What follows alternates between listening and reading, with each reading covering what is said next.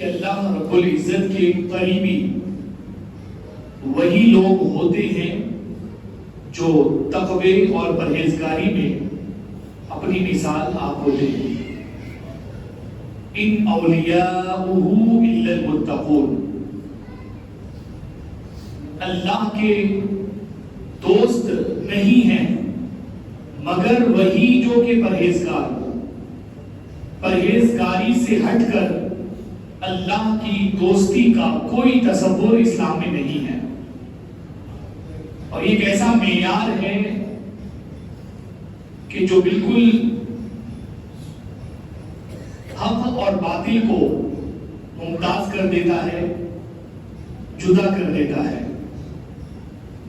کوئی گنہگار، کوئی سیاہ کھڑا ہو کر یہ نہیں کہہ سکتا کہ وہ اللہ کا قریبی ہے.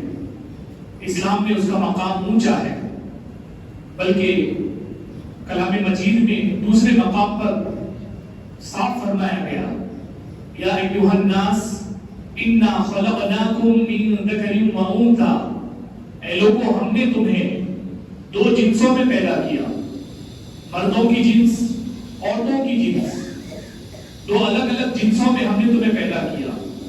وجعلناکم شعوبا وقبائل لتعارفوا، ہم نے تمہیں الگ الگ خاندانوں میں، الگ الگ قبائل میں پیدا کیا ہے. تمہارے الگ الگ خاندان رکھے ہیں، الگ الگ قبیلے رکھے ہیں. یہ سب لتعارفوا، صرف اور صرف اس لیے کہ تمہاری شناخت ہو سکے، آئیڈینٹی ہو سکے. انسانی زندگی کی ضروریات میں سے ہے آئیڈینٹیفیکیشن، ایک دوسرے کو پہچاننا. پہچانے بغیر دنیا کے سینکڑوں نہیں ہزاروں کام جو ہے سرد پڑے رہ سکتے ہیں. تو صرف شناخت ہو، آپسی پہچان ہو، آئیڈینٹیفیکیشن کی ضرورت پوری ہو، اس لیے تمہارے الگ الگ قبیلے، الگ الگ خاندان رکھے ہیں. لیکن جہاں تک عزت کی بات آئے، جہاں تک کرامت کی بات آئے، جہاں تک اعزاز کی بات کی جائے تو صاف ہے، ان اکرمکم عند اللہ اتقاکم، اللہ کے نزدیک عزت اور کرامت اور بزرگی والا وہی ہوگا جو زیادہ پرہیزگار ہوگا. یہ صاف معیار ہے، اسٹینڈرڈ ہے اسلام کا. تقوی اہم ہے، پرہیزگاری ضروری ہے. اللہ کے جتنے بھی دوست ہیں وہ ان کی دوستی کی بنیاد تقوی سے بڑھتی ہے، پرہیزگاری سے بڑھتی ہے.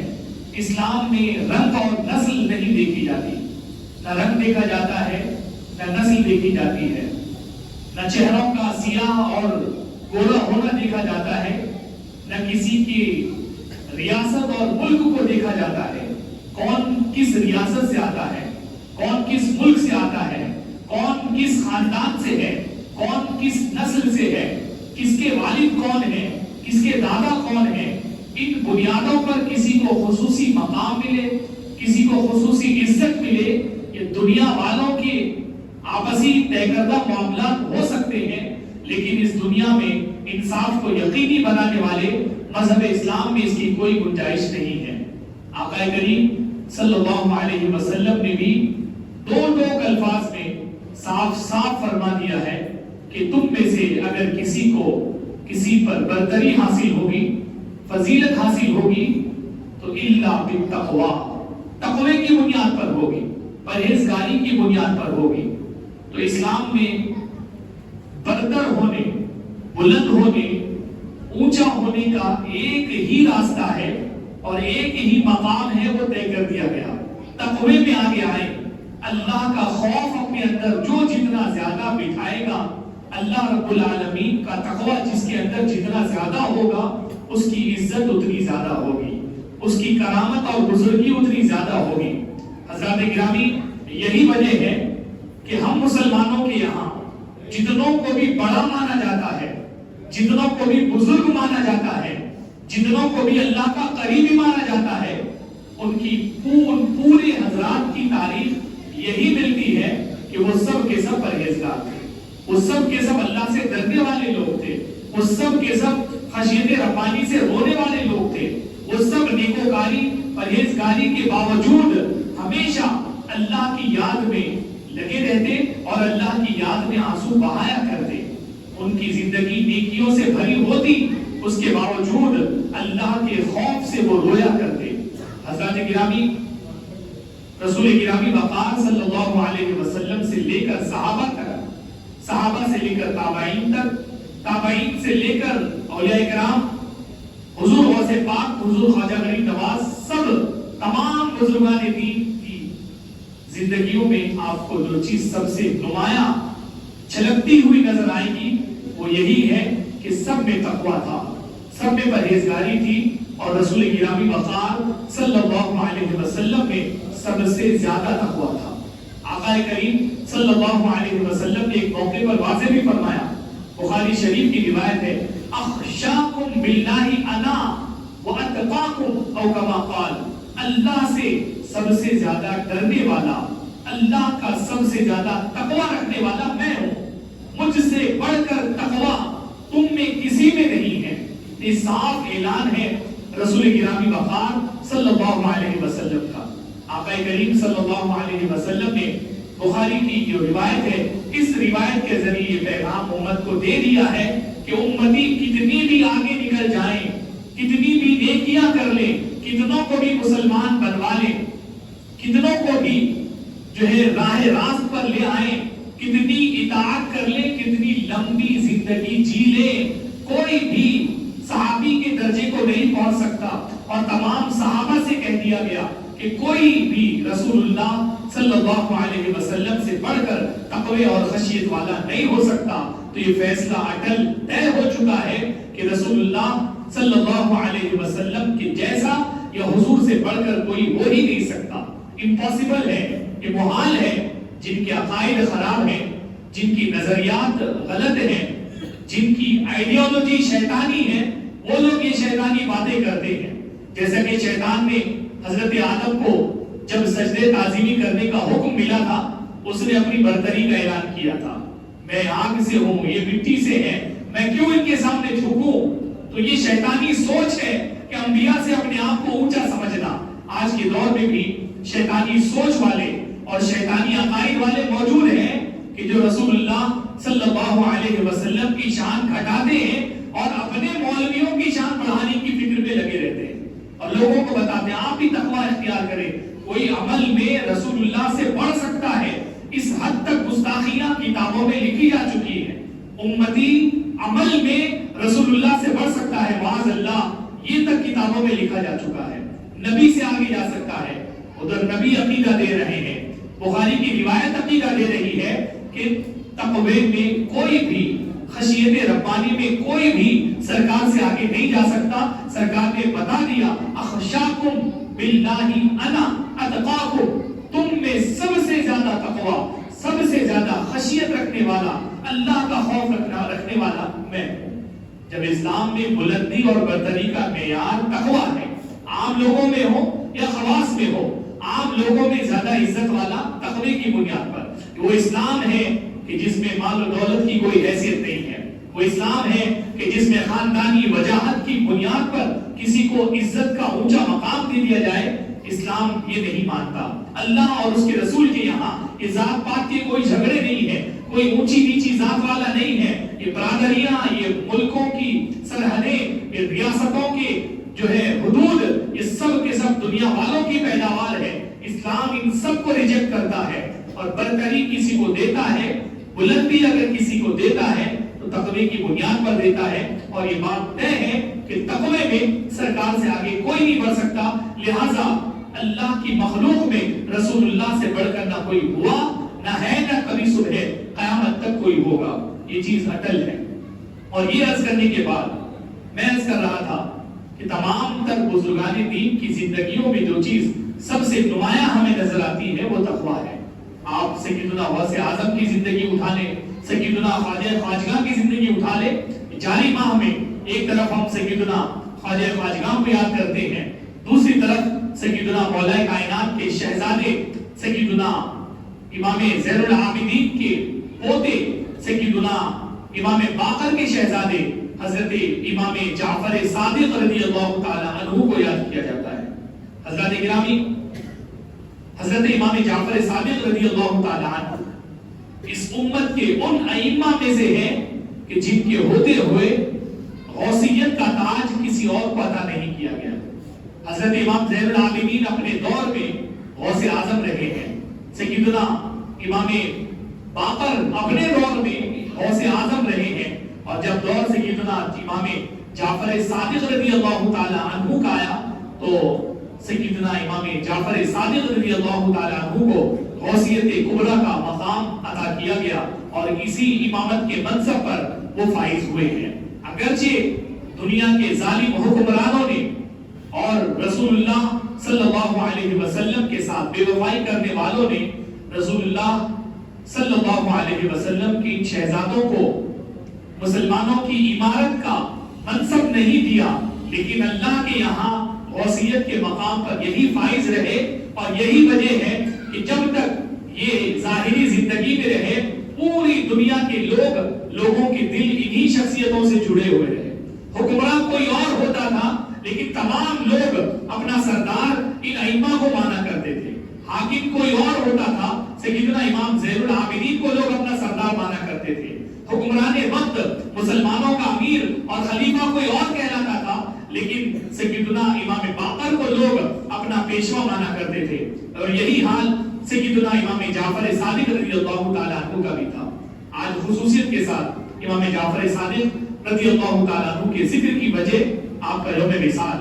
حضرات گرامی، بہت بڑی غلط فہمی ہے اور جو جان بوجھ کر پھیلائی گئی ہے۔ ہمارے یہاں بہت ساری چیزیں بغیر تحقیق کے دیکھا دیکھی اپنانی جاتی ہیں۔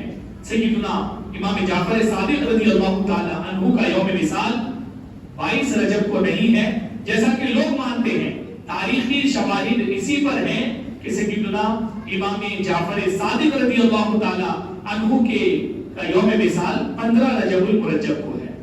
لوگوں نے، خاص کر رافضیوں نے، شیعوں نے سیدنا امیر معاویہ رضی اللہ تعالی عنہ کی عداوت میں ان کے یوم وصال کو لوگ یاد نہ رکھیں، ان سے دشمنی رکھتے ہوئے سیدنا امام جعفر صادق رضی اللہ تعالی عنہ کے یوم وصال کی تاریخ بجائے 15 کے 22 رجب کو مشہور کر ڈالی، اور پوری دنیا میں بہت ساری جگہوں پر جہاں لوگ نہیں جانتے وہاں پر کی میں بات کر رہا ہوں کہ لوگ جو ہے 22 رجب کو امام جعفر صادق رضی اللہ تعالی عنہ کے وصال کی تاریخ سمجھتے ہیں، جبکہ ایسا نہیں ہے۔ 22 رجب المرجب سیدنا امیر معاویہ رضی اللہ تعالی عنہ کے یوم وصال ہے۔ بہرحال جہاں تک بات ہے یاد کرنے کی، جہاں تک بات ہے ان کی بارگاہ میں ایصال ثواب کے ذریعے نذرانہ پیش کرنے کی، جہاں تک بات ہے ان کی یاد میں محفل منانے کی، آپ جب چاہیں منائیں، پورے رجب میں منائیں، 11 کو منائیں، 12 کو منائیں، 22 کو منائیں، جب بھی منائیں، لیکن ہمیں کچھ تاریخی حقائق جو کہ بعض صحابہ سے عداوت کی بنیاد پر جو ہے بدل دیے گئے، ان تاریخی حقائق کو ہمیں فراموش نہیں کرنا چاہیے۔ ہم فاتحہ پورے مہینے میں جب چاہیں دلائیں، 22 کو دلا لیں، کوئی حرج نہیں، لیکن یہ بات یاد رکھنی چاہیے کہ 22 کو جو امام جعفر صادق رضی اللہ تعالیٰ عنہ کے یوم وصال بتایا جاتا ہے، یہ بات غلط ہے، اور یہ عداوت امیر معاویہ میں یہ بات پھیلائی گئی ہے۔ شیعوں نے یہ بات گڑھی ہے، اس کو پھر پھیلایا ہے، اور آہستہ آہستہ اہل سنت میں بھی یہ بات رائج ہو گئی ہے۔ بہرحال ہمیں اور آپ سب کو چاہیے کہ عقائد اور نظریات کو درست رکھیں، اور ہم بلا شبہ امام جعفر صادق رضی اللہ تعالیٰ عنہ کی عقیدت اپنے دلوں میں رکھتے ہیں۔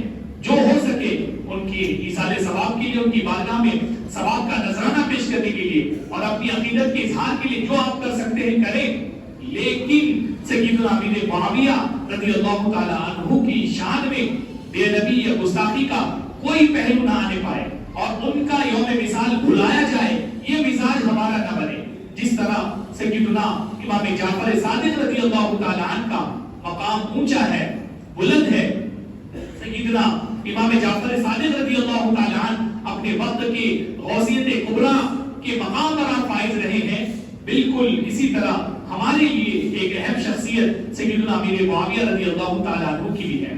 سیدنا امام جعفر صادق رضی اللہ تعالیٰ عنہ ائمہ اہل بیت میں سے ہیں، رسول اللہ صلی اللہ علیہ وسلم کے شہزادے ہیں، امام حسین کے پڑ پوتے ہیں، امام زین العابدین جو کربلا کے شہزادے کہ جنہیں شہید نہیں کیا گیا تھا، امام زین العابدین کے سگے پوتے ہیں اور امام باقر رضی اللہ تعالیٰ عنہ کے بیٹے ہیں، شہزادے ہیں، اور تبع تابعین میں آپ کا شمار ہوتا ہے۔ دوسری طرف سیدنا امیر معاویہ ہے، آپ کا شمار صحابہ میں ہوتا ہے۔ صحابہ کا مقام بہت اونچا ہے، بہت بلند ہے، نہ کوئی تبع تابعی نہ کوئی تابعی صحابہ کے مقام کو پہنچ سکتے ہیں۔ ان کی فضیلت اپنی جگہ اور ان کا رتبہ اپنی جگہ، ان کی صحابیت اپنی جگہ مسلم اور ان کی امامت اپنی جگہ مسلم۔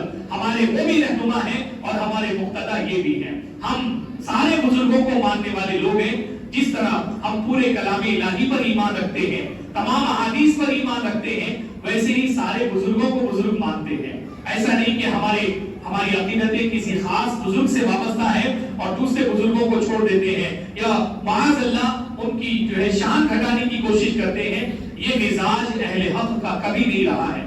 آج کے ان مقررین سے ہوشیار رہنے کی ضرورت ہے، ان لوگوں کی تقریروں سے چوکنا رہنے کی ضرورت ہے جو سنیت کے نام پر، خاص کر اہل بیت اطہار کی محبت کے نام پر رافضیوں کی چیزیں لا کر اہل سنت کو پروس رہے ہیں، ان سے ہوشیار رہنے کی ضرورت ہے۔ مولا کائنات رضی اللہ تعالیٰ عنہ پوری کائنات کے مولا ہیں، پوری کائنات کے آقا ہیں، ہماری عقیدتوں کا مرکز ہے۔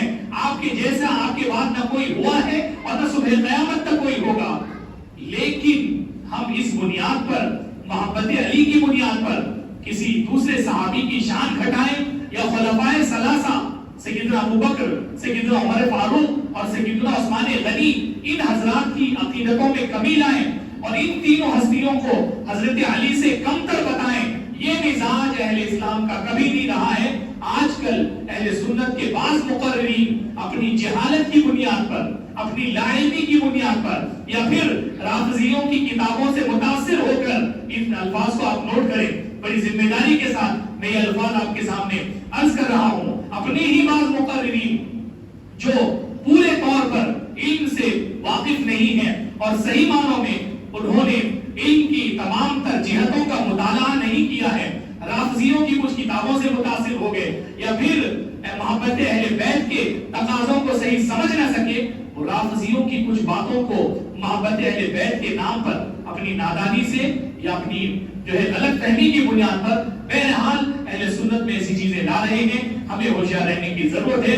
ایک ہی جو ہے مدعا ہے میری اس گفتگو کا کہ ہماری ذات سے کسی بھی بزرگ کی شان گھٹے، ایسا کبھی نہیں ہونا چاہیے۔ ہم دعا کریں کہ اللہ کریم ہماری زندگی میں کبھی وہ دن نہ لائے کہ ہم کسی بھی بزرگ کے گستاخ بنے یا ان کی شان میں بے ادبی یا جو ہے بڑ زبانی کے الفاظ استعمال کرنے والے بنے۔ اللہ کریم ہمیں اور ہماری پوری نسلوں کو بزرگان دین کا احترام کرنے والا بنائے اور ان کی بے ادبی کرنے والوں اور ان کی بارگاہوں میں بڑ زبانی کرنے والوں سے کوسوں دور رکھے۔ یہ ہماری دعا ہونی چاہیے، یہ ہمارا مشن ہونا چاہیے۔ بہرحال سیدنا امام جعفر صادق رضی اللہ تعالیٰ عنہ کی ایک دو باتیں آپ کی حیات پاک سے متعلق میں عرض کر کے اپنی تقریر کو اختتام کی طرف لے جاؤں گا۔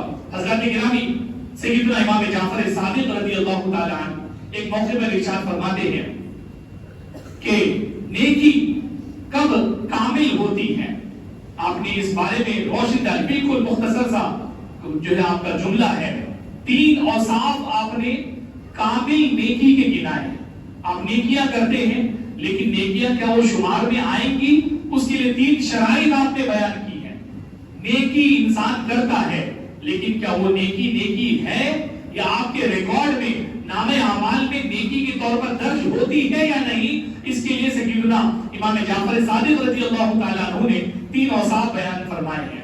ایک یہ کہ نیکی کرنے میں جلدی کی جائے، پلان بنا لیا ہے، منصوبہ ہے کہ فلاں نیک کام کرنا ہے، لیکن اپنی سہولت کا اعتبار کرتے ہیں۔ جب موقع ملے گا تو پھر ارادہ ہے کہ فلاں نیک کام کرنا ہے، لیکن کل کریں گے، پرسوں کریں گے، 1 مہینے کے بعد کریں گے، حالانکہ آج نیکی کرنے کی پوزیشن میں ہیں لیکن ہم نہیں کرتے۔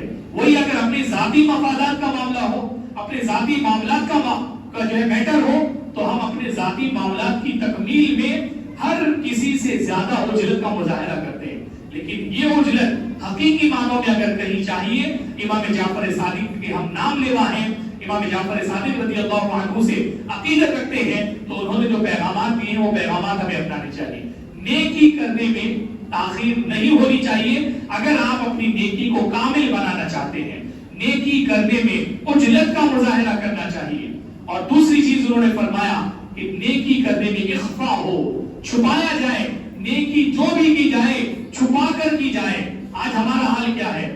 آج نیکی کا کام کرنے سے پہلے پوری ویڈیو شوٹنگ کا انتظام کر لیا جاتا ہے. سب سے پہلے کوئی نیک کام کر رہا ہے تو سب سے پہلے تصور میں آتا ہے کہ شوٹنگ کیسے کریں گے, اس کی جو ہے دنیا کے سامنے کیسے لائیں گے, میڈیا میں کیسے لائیں گے, سوشل میڈیا پر کیسے لائیں گے, واٹس ایپ کے لیے جو ہے کانٹیکٹ کیسے تیار کریں گے.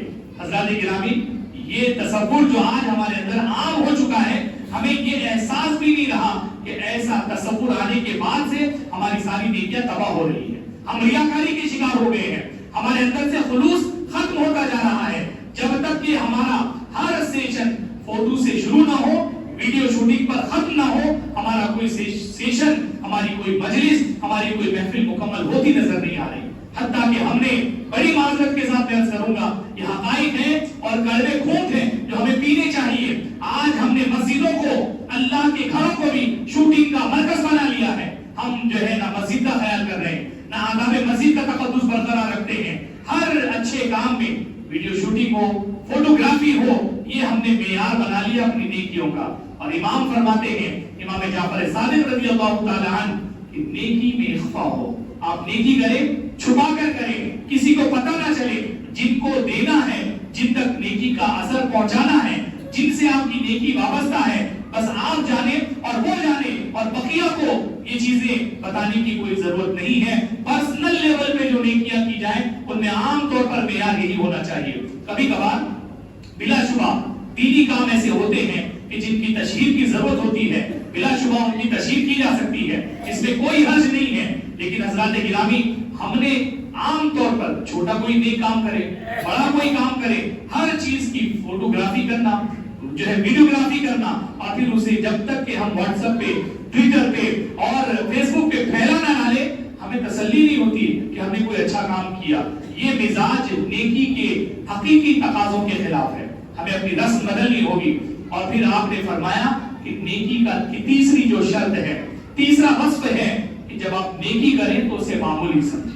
اپنے ریکارڈ میں کوئی بہت بڑا آپ نے آسمان سے تارا توڑ لیا ہے, آپ نے فلاں نیکی کر ڈالی ہے, ہم نے یہ نیک کام کر دیا ہے, یہ ہمارے مائنڈ میں, ہمارے دماغ میں بیٹھا ہوا نہیں ہونا چاہیے. ہمیں فکر ہمیشہ یہ ہونی چاہیے کہ جو نیکیاں نہیں کی ہیں وہ ہم کریں, اور جو کر چکے ہیں ان نیکیوں کو چھوٹا سمجھیں, معمولی سمجھیں. سیدنا خواجہ خواجگاں رضی اللہ تعالی عنہ نے اپنی حیات پاک میں لاکھوں لوگوں کو صراط مستقیم پر گامزن کیا ہے, لاکھوں کفر اور شرک کی وادیوں میں پھرنے والوں کو اسلام کی راستے پر ڈالا ہے, اللہ کے راستے پر ڈالا ہے.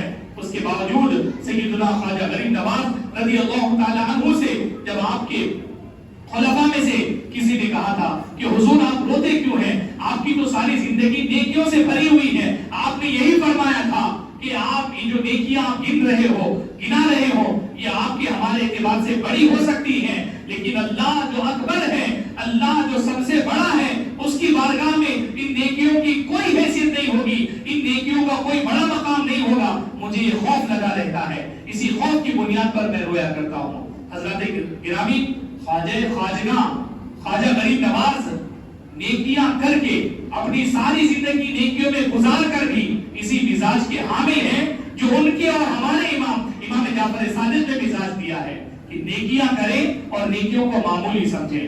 ہم تو جب تک کہ ہمارے اندر یہ مزاج پیدا نہیں ہوگا, ہم اپنے گناہوں کا احتساب نہیں کر سکیں گے. ہمیں آپ یاد رکھیں, بلا شبہ ہمیں تکلیف ہوتی ہے. بابری مسجد کا خاتمہ ہو گیا, بابری مسجد کی شہادت ہو گئی, اور بظاہر بابری مسجد کی اب بازیابی کے سارے امکانات ختم ہو چکے ہیں. اس پر سارے مسلمانوں کو تکلیف ہے, تھی, ہے, اور انشاءاللہ صبح قیامت تک رہے گی. لیکن کیا کسی مسجد کا مسجد رہنا یہی سب کچھ ہے؟ ہمیں کیا اس بات کا بھی غم ہوتا ہے کہ ہم اپنے محلے کی مسجد کو آباد نہیں کرتے ہیں؟ کیا ہمیں اس بات کا غم ہوتا ہے کہ ہم اپنی کتنی نمازیں دن بھر کی اور صبح شام کی نمازیں چھوڑ دیتے ہیں؟ کیا یہ تکلیف ہمیں ہوتی ہے؟ اگر ہم ان بزرگوں کے نام لیوا ہیں तो फिर हमें अपनी हर नेकी को छोटा समझना चाहिए और हर गुनाह को बड़े से बड़ा समझना चाहिए, क्योंकि अल्लाह रब्बुल आलमीन की पकड़ बड़ी सख्त है। अगर वो गिरफ्त फरमाने पे आ जाए तो छोटे से छोटे गुनाह और जुर्म पर गिरफ्त फरमा दे तो हमारे लिए बचने और नजात का कोई रास्ता नहीं रहेगा। बुजुर्गों ने तकवा और परहेजगारी की बुनियाद पर जो जिंदगियां गुजारी हैं उनके यही पैगामात रहे हैं। और एक और छोटा सा फरमान आपके सामने रख के अपनी तकरीर में समेट लो। हज़रत गिरामी सैयदना सुफियान सौरी रहमतुल्लाहि तआला अलैह अजीम बुजुर्ग गुजरे हैं। आपने एक मर्तबा सैयदना इमाम जाफर सादिक रज़ियल्लाहु तआला अन्हु से पूछा, ए इमाम, आप कुछ नसीहत मेरे लिए जिक्र फरमा दीजिए, खुद विलायत के अजीम मर्तबे पर फाइज हैं। सैयदना सुफियान सौरी रहमतुल्लाहि तआला अलैह इमाम जाफर सादिक से पूछते हैं, इमाम जाफर सादिक फरमाते हैं कि ए सुफियान, फुजूर से दूर रहो, फाजिर से दूर रहो, क्योंकि अगर तुम फाजिर की सोहबत इख्तियार कर लोगे उसका फुजूर तुम पर गालिब आ जाएगा। ये जुमला एक जुमला है, हम सब की जिंदगियों के लिए अजीम मिशाले राह साबित हो सकता है। क्या फरमाया? बुरे से दूर रहो, फाजिर से दूर रहो, इसलिए कि अगर फाजिर की सोहबत में रहोगे तो उसका फुजूर तुम पर गालिब आ जाएगा। आज ये गलबा हो चुका है। आज हमारे नौजवानों के सरों के बाल क्यों बदल चुके हैं, हमारे नौजवानों के कपड़े क्यों बदल चुके हैं, आज का नौजवान छोटे बच्चों के कपड़े क्यों पहन रहा है, आज की खवातीन बेहया लिबास क्यों पहन रही हैं? क्योंकि सबने बुरों को की सोहबत इख्तियार कर ली है, सबने बुरों को अपनी आंखों का तारा बना लिया है। नाचने गाने वालों को, अय्यारी और मक्कारी करने वालों को, अदाकारी और नक्काली में जिंदगी गुजारने वालों को अपनी आंखों का तारा बना लिया है, उन्हें अपना इमाम और मुक्तदा बना लिया है। इसके नतीजे में उनका जो फुजूर है, कपड़ों से लेकर अखलाक तक, जिंदगी से लेकर मौत तक, तमाम तर उनकी बुरी आदतें आज हमारे माशरे में मुंतकिल हो चुकी हैं। इमाम जाफर सादिक रज़ियल्लाहु अन्हु से अगर हमारी मोहब्बत सच्ची है, खालिस है, तो हमें इन बुरों की सोहबत से अपने आप को बचाना होगा, अपनी नस्लों को बचाना होगा, तभी जाकर हमारी इन अइम्मा से, इन बुजुर्गों से हमारी अकीदत सच्ची साबित हो पाएगी। सिर्फ फातिहा दिला देने से, नियाज़ें कर लेने से, कूदे की नियाज कर लेने से, इमाम जाफर सादिक रज़ियल्लाहु अन्हु से हम अकीदत का जो हक है वो अदा नहीं कर सकते। उनके जो नुकूश पा हैं, उनके जो नुकूश हयात हैं, वो हमें अपनाना होगा। अपने बच्चों की तरबियत से लेकर अपने आप की इस्लाह पर हमें तवज्जो देनी होगी। उसके बगैर हमारी अकीदतें नामुकम्मल हैं, हमारी अकीदतें नाक़िस हैं और अल्लाह के यहाँ हम जवाब होंगे। वाखिरु दावाना अल्हम्दुलिल्लाहि रब्बिल आलमीन। हज़रत गिरामी जो सुन्नत भी पढ़े हैं, खड़े होकर सुन्नत अता फरमा लें और खड़े होकर सफ़े दुरुस्त फरमा लें। पहले सफ़े दुरुस्त फरमा लें, फिर सुन्नत अता फरमा लें।